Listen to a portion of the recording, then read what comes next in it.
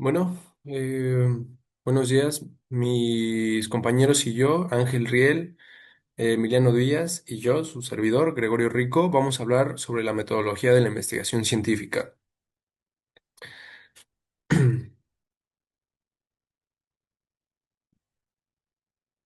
El conocimiento científico. Vamos a tener que el conocimiento científico es un tipo de conocimiento que se distingue por ser objetivo, ordenado y verificable, a diferencia del conocimiento empírico, que se obtiene por experiencia, es lo que adquirimos por experiencia. Por ejemplo, si sabemos que el fuego quema es porque a lo mejor nosotros de pequeños nos quemamos con el fuego y de ahí ya sabemos que el fuego quema. Entonces, el conocimiento científico se basa en la observación, en la experimentación y el razonamiento lógico. Su objetivo es explicar la realidad, explicar la realidad buscando leyes, principios y causas. Después, el método científico es un proceso estructurado que nos permite obtener información confiable y en este método se inicia con la observación de un fenómeno y continúa con la formulación del problema, la creación de hipótesis y después la experimentación para obtener los datos o los resultados. Finalmente, se analizan los resultados y se llega a la conclusión. Se comunica el conocimiento obtenido y gracias a este método la ciencia avanza de manera ordenada y válida, que es más o menos lo que nosotros obtenemos en un artículo. Cuando nosotros lo leemos, es todo este proceso que se realiza para nosotros tener los resultados de la problemática que tienen en el artículo y de toda la experimentación que se realizó. Vamos a seguir con la investigación en odontología. Y la investigación en odontología es fundamental para el avance de nuestra profesión. Se busca, bueno, se entiende como un proceso sistemático que busca generar nuevo conocimiento relacionado con la salud bucal, los tejidos y los materiales, perdón, los materiales y los procedimientos de diagnóstico.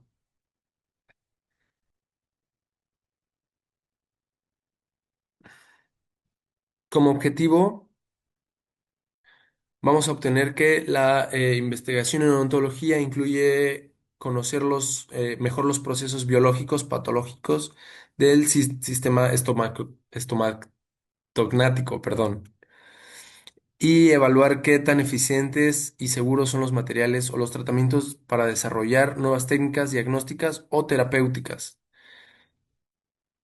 y crear guías clínicas basadas en la evidencia científica. Bueno, todo eso nos ayuda a que podamos tomar mejores decisiones cuando tratamos a nuestros pacientes. Con toda esta información que nosotros recabamos con la investigación científica en odontología, vamos a saber diagnosticar a los pacientes, vamos a saber tratar mejor a nuestros pacientes pues, sus respectivos tratamientos y darles pues el mejor tratamiento posible para poder identificar bien las patologías orales. Bueno, vamos a hablar sobre el problema de la investigación científica.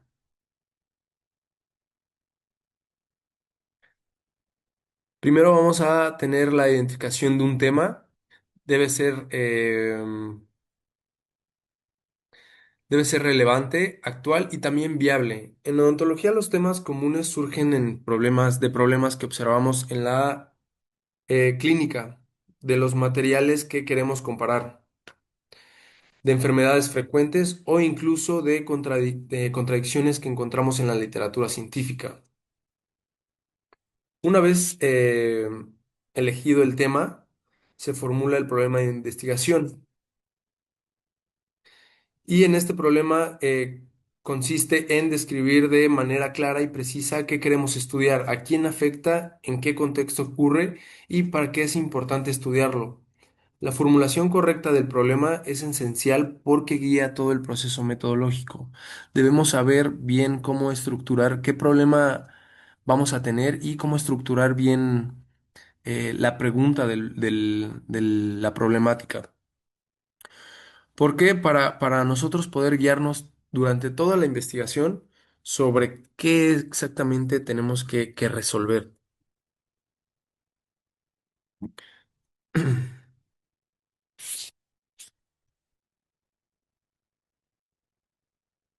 Vamos a tener también la definición de variables.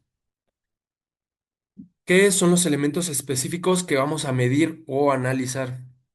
La variable independiente es la que se puede manipular, es la que se manipula o clasifica el investigador.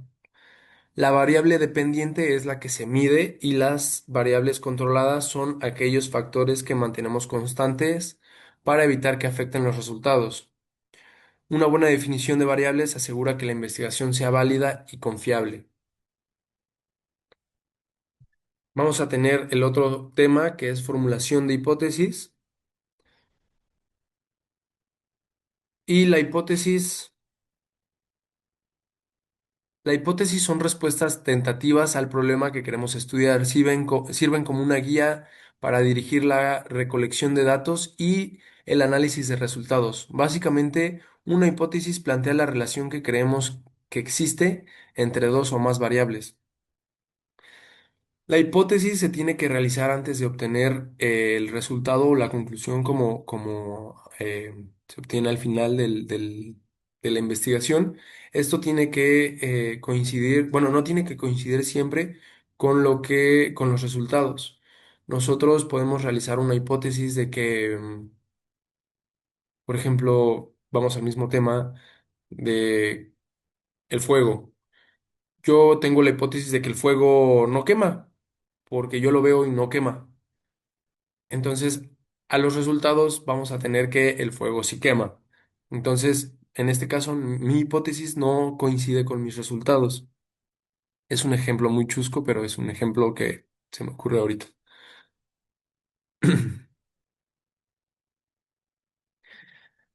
Em, las características.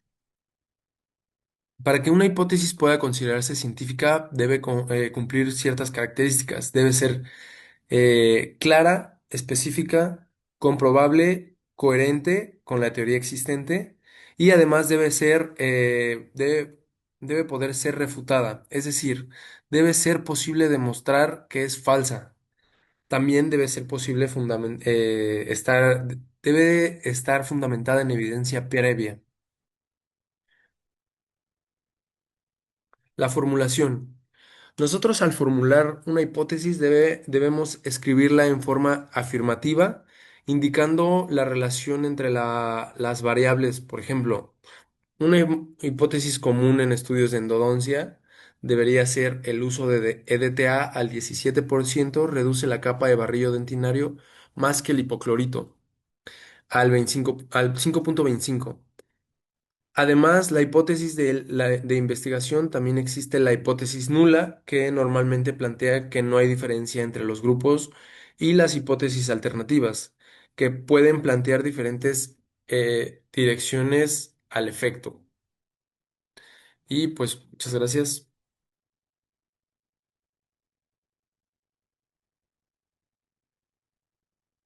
Bueno, pues comenzamos con o continuamos con lo que es proceso de búsqueda. Aquí la investigación previa sobre un tema. La investigación es previa son los estudios, trabajos o proyectos ya realizados que guardan relación con el tema de investigación actual. Objetivos, contextualizar, evitar duplicidad, fundamentar el estudio, identificar vacíos o limitaciones, orientar el diseño metodológico. Formulación del tema del marco teórico de la investigación. Una vez que se tiene planteado el problema de estudio y cuando además se han evaluado las relevancias, factibilidad, el siguiente paso consiste en sustentar teóricamente el estudio, es decir, elaborar un marco teórico. Se define como un conjunto de teorías, antecedentes, conceptos claves que sustentan la investigación.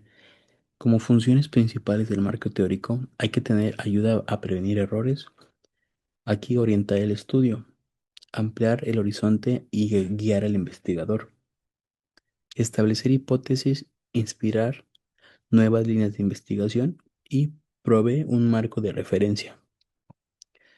En fuentes primarias y secundarias de documento, en fuentes primarias constituyen el objetivo de la investigación bibliográfica o revisión de la literatura y proporcionan datos de primera mano. En este caso podemos tener un ejemplo como una tesina. En fuentes secundarias consisten en compilaciones, resúmenes y listados de referencia publicadas en el área de conocimiento en particular, en este caso, un artículo científico o un artículo original. En conclusión, el proceso de búsqueda asegura que la investigación tenga fundamentos sólidos, investigar antecedentes, evitar errores y repeticiones del tema. Las fuentes primarias y secundarias se complementan. Bueno, como base de datos en ciencias de la salud, principalmente las bases de datos. Las bases de datos se categorizan según su función principal: indexar literatura primaria, filtrar o sintetizar la mejor evidencia.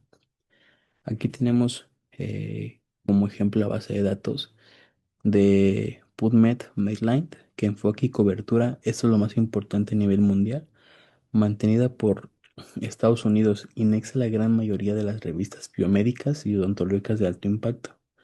Uso clínico esencial, punto de partida universal. Contiene la literatura fundamental sobre técnicas, materiales y patologías en endodoncias y otro tipo de área de la odontología. Embase, gran cobertura europea y enfoque especializado en farmacología y dispositivos médicos. Y Scopus, base de datos multidisciplinaria, conocida por su amplia cobertura y sus herramientas de análisis de citas y métricas de rendimiento. Está útil para evaluar la calidad e impacto del trabajo de un autor o relevancia de una revista científica en endodoncia o en otro tema de odontología, como les había comentado. La búsqueda de documentación científica a través de Internet. Una búsqueda efectiva transforma la vasta información disponible en conocimiento aplicable a nuestros pacientes. Aquí es sumamente importante conocer la formulación de pregunta PICO. Acrónimo de P, significado, paciente, población o problema. Función de búsqueda, define define a quién se aplica la investigación, como por ejemplo, dientes con reabsorción cervical. La I, intervención o tratamiento, define el proceso que se evalúa, uso del láser. Comparación, o la C, que es, define la alternativa estándar o placebo, en este caso como ejemplo comparado con irrigación convencionales. La O de resultado define el efecto mediable buscado, en este caso el éxito de la desinfección. Bueno, vamos a pasarnos con operadores booleanos. Son comandos lógicos esenciales que permiten refinar la relación entre los términos de búsqueda. Tenemos tres, en este caso AND requiere que todos los términos estén presentes. Un ejemplo, hipoclorito AND MTA busca artículos que mencionen ambos temas. ORT expande requiere que al menos uno de los térmicos esté presente. Por ejemplo, apicoformación o apical barrera busca cualquiera de los térmicos relacionados. Not excluye y elimina un término. Por ejemplo, caries not endodontic busca un artículo sobre caries excluyendo aquellos que también traten sobre la endodoncia. En conclusión, utilizar la base de datos no solo para encontrar información, sino para evaluar, filtrar y aplicar la mejor evidencia disponible, asegurando una práctica clínica de excelencia a nuestros pacientes. En diseños experimentales, como introducción, los diseños experimentales son estudios en los que el investigador manipula una o más variables para observar sus efectos sobre otras, dentro de una situación controlada. En este tipo de estudios, las variables manipuladas se llaman independientes y los resultados se llaman dependientes. Su objetivo principal es determinar si una causa produce un efecto específico. Son estudios prospectivos y analíticos, cuyo objetivo principal es evaluar los efectos de una intervención para establecer una relación causa o efecto entre el tratamiento y los resultados que vamos a obtener. Aquí, la principal ventaja de este tipo de estudios es que al controlar las condiciones y variables, se reduce la influencia de factores externos, aumentando la validez y la calidad de la evidencia científica. En conceptos tenemos conceptos bases. como variable independiente, que es ese elemento o condición que el investigador manipula deliberadamente para analizar cómo influyen los resultados. Variable dependiente, grupo o efecto que se mide para evaluar el impacto de la variable independiente. Grupo control, grupo de comparación que no recibe intervención o recibe placebo, permitiendo contrastar los efectos del tratamiento. De aleatorización, proceso mediante el cual se asigna al azar a los participantes a distintos grupos. Experimento a control para evitar sesgos y asegurar la comparabilidad. En este caso, línea base, etapa de inicio en un diseño de caso único donde se registran las mediciones amplias antes de aplicar la intervención para comparar los cambios posteriores. Los principales diseños experimentales, aquí según las variables manipuladas, diseño clásico, que requiere el investigador utilice una sola variable independiente cada vez que mantenga constante todas las otras opciones. Diseño factorial o experimental. Se utiliza cuando hay necesidades de emplear más de una variable independiente. Es útil para estudiar fenómenos sociales o biológicos, según la naturaleza del experimento. Como experimento puro, manipula variables independientes, mide su efecto en independiente y cumple con los requisitos de control y validez interna. Preexperimento, su grado de control es mínimo y hay manipulaciones de variables independientes. Causa experimento. Alcanza validez interna, los sujetos o grupos están formados antes del experimento. Como diseños cuasi experimentales, las características principales de estos diseños son: se utiliza una intervención cuyos efectos desean medir. Los participantes no son designados al azar, en su lugar hay asignaciones. Se hace por autoselección, selección administrativa, se forma un grupo comparación lo más similar posible al grupo de tratamiento para estimar lo que habrá sucedido sin la intervención.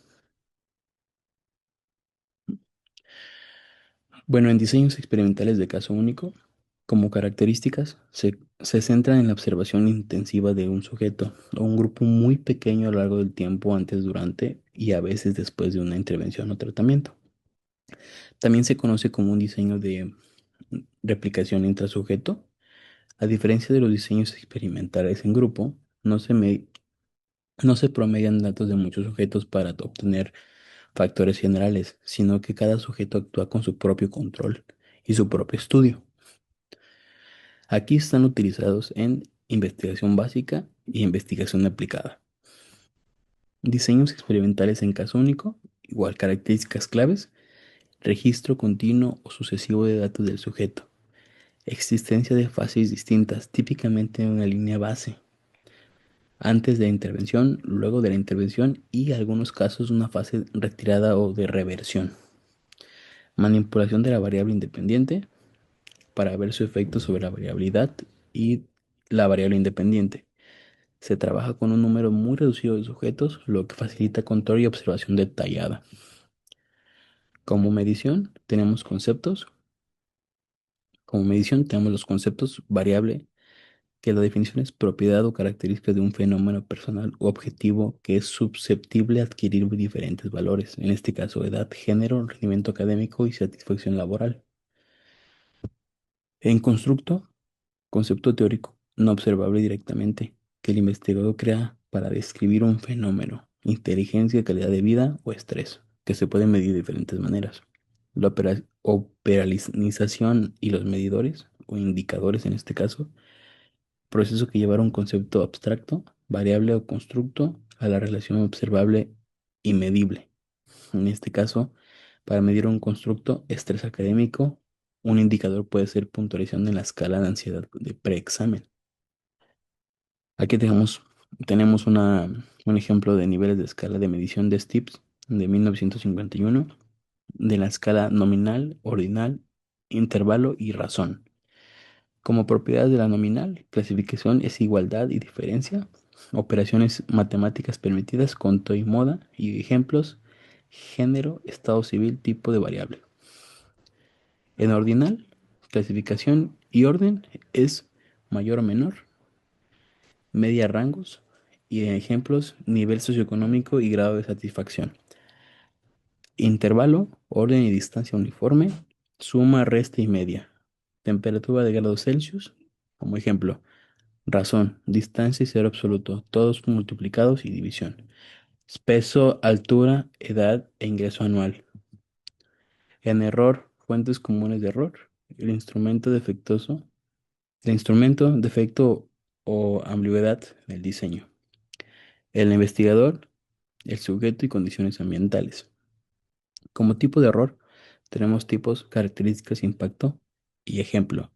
El aleatorio como característica, inconsistente, impredecible y se debe al azar.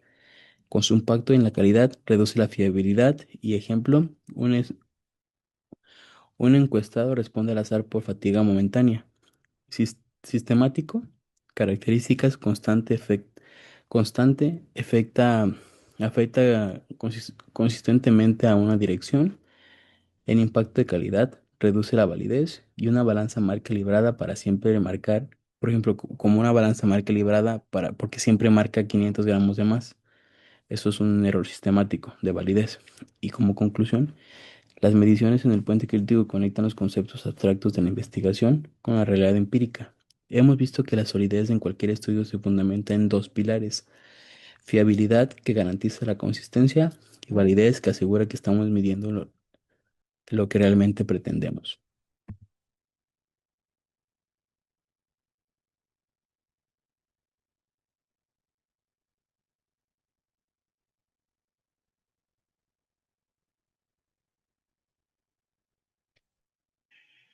Hola, buenas tardes. Yo soy Cristóbal Emiliano Díaz Ruiz y me tocaron los cuatro últimos temas. Este es el primero de ellos y voy a hablarles sobre la fiabilidad y validez.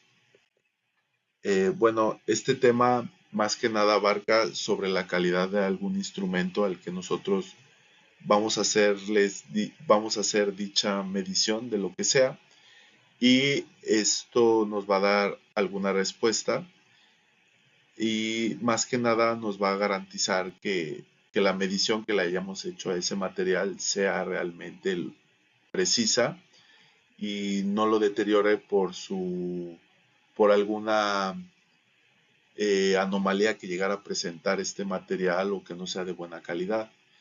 Y nosotros realmente tener un resultado preciso y claro para que no tengamos una respuesta errónea.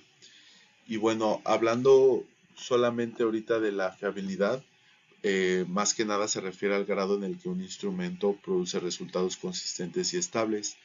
Estos van a ser cuatro puntos que nos van a ayudar para que esta fiabilidad sea estable. Y el primero va a ser la consistencia interna, que va a ser la coherencia entre los materiales, o sea, que todos lleguen a ser realmente del mismo material y de la misma calidad. También va a ser la estabilidad temporal, que va a ser la capacidad de un instrumento para darnos algún resultado, y esto se va a evaluar por medio de test o hojas de evaluación. También va a ser la equivalencia, que va a ser los resultados consistentes de este material, eh, y la precisión, que va a ser la exactitud en la que el instrumento nos va a dar ese resultado si llega a presentar cualidades en las que nosotros nos pueda realmente garantizar que va a ser ese resultado. Y bueno, hablando ahora solamente de la validez determina si un instrumento mide realmente lo que presenta medir. Estos son tres parámetros que nos va a ayudar a que esto sea válido. Y el primero de ellos va a ser la validez del contenido, que va a ser el grado en el que ¿cómo se llaman? El grado en el que los instrumentos representan adecuadamente su función. O sea, que tienen que ser de buena calidad para que realmente den esa respuesta y no den otra. También la validez de criterio va a ser la relación del instrumento con el estándar externo. O sea, va a ser ahí como un comparativo, ¿no? de un material con otro. Y también la validez del constructo, que va a ser la capacidad del instrumento para medir algún concepto teórico y esto se va a medir por medio de análisis y otras técnicas.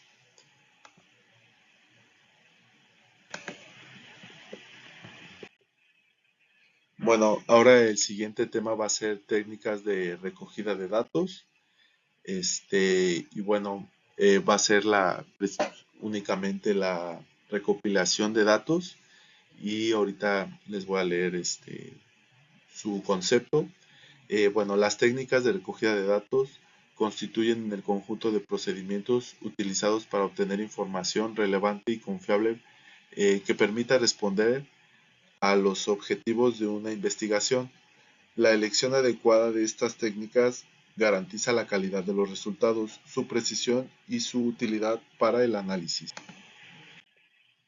Estos van a ser conceptos principales más que nada para que nosotros lleguemos a saber qué significa cada uno de ellos.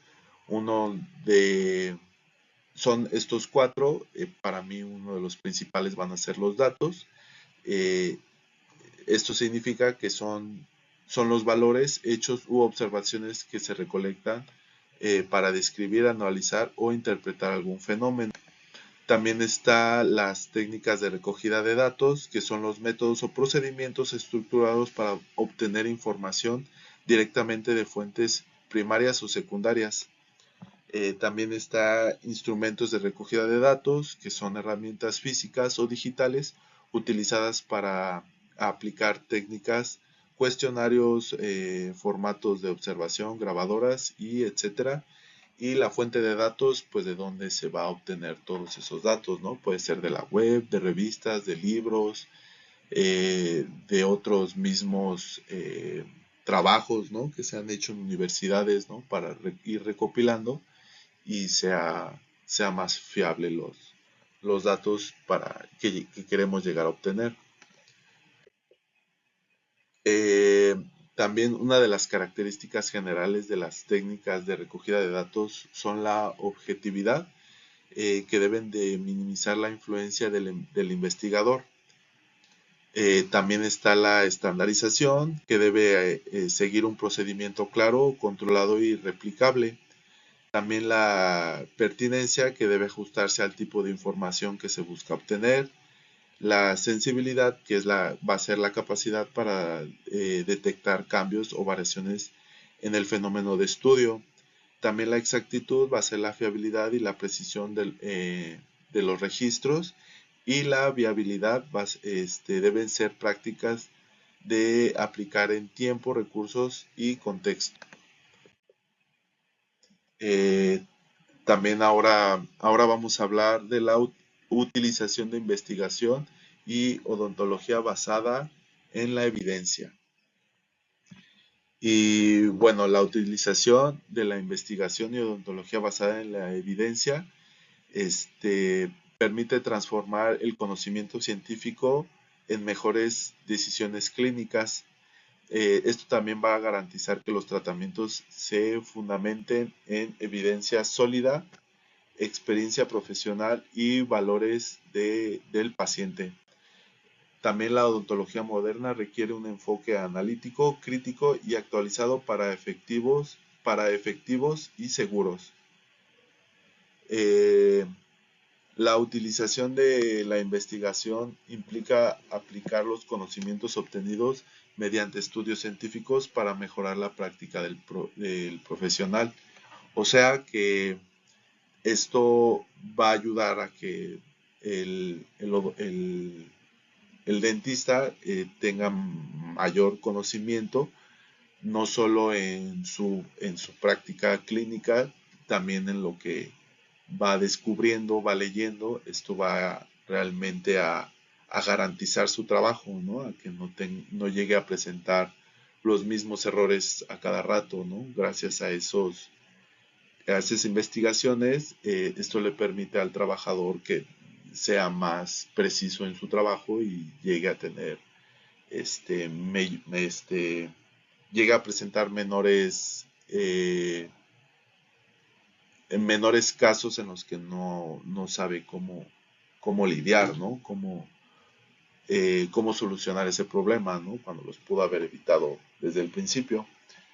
Y bueno, también las características de la odontología basada en la evidencia científica va a integrar tres pilares fundamentales. Eh, el primero de ellos va a ser la evidencia científica actual y de alta calidad, que va a ser, esto lo va a encontrar en ensayos clínicos, controlados, revisiones sistemáticas, metaanálisis y estudios científicos observacionales con adecuada validez. También la experiencia clínica del odontólogo, pues va a ser su juicio clínico, las habilidades adquiridas con las prácticas y la capacidad para interpretar resultados. También las preferencias, valores y condiciones del paciente, o sea, cómo va a llegar el paciente, es como nosotros vamos a saber cómo tratarlo. Y,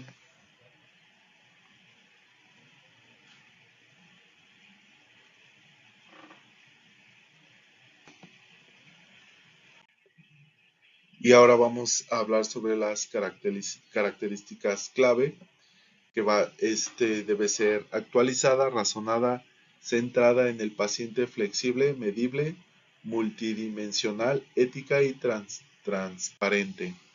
Y bueno, la actualizada habla más que nada en la base de la evidencia más reciente. O sea, entre más actual esté ese estudio, pues mejor, porque realmente nos va a garantizar que es algo que ya está prescrito, ¿no? Y no tiene mucho tiempo que lo dejaron. Fue reciente y llega a tener, pues para uno, mayor confiabilidad, ¿no? En algo que ya es más reciente. También la razonada, que requiera el análisis crítico y comprensión metodológica. La centrada en el paciente, pues se va a considerar en las necesidades y preferencias del paciente. Flexible, que permite adaptar la evidencia a cada caso clínico. Medible, o va a ser orientada a la obtención de resultados clínicos y verificables. Multidimensionales, combina la ciencia, experiencia y comunicación. Eh, la ética va a asegurar las decisiones fundamentadas y reduce intervenciones innecesarias. Y transparente, que promueve el uso de información disponible y verificable. Y los beneficios para la práctica odontológica va a ser mayor calidad de atención, mejora en la predictibilidad de los tratamientos, disminución de riesgo, uso eficiente de recursos, sustento científico en cada decisión terapéutica y refuerzo de la relación profesional-paciente. Y por último está la valoración de la investigación científica, y más que nada habla sobre un proceso fundamental dentro de la metodología de la investigación. Permite determinar la calidad, rigor, relevancia y aplicabilidad de los estudios científicos. Comprende este proceso, asegura que los profesionales, especialmente en el ámbito de la salud, utilicen información válida y confiable para la toma de decisiones. Consiste en analizar críticamente un estudio para determinar su validez, fiabilidad y aportes y grado de utilidad. El concepto crítico va a ser el proceso sistemático a evaluar la calidad metodológica, la coherencia lógica, los resultados y la relevancia de los estudios científicos. Y la importancia de la valoración de la investigación científica es: asegura la calidad científica, mejora la práctica profesional, facilita la toma de decisiones informadas.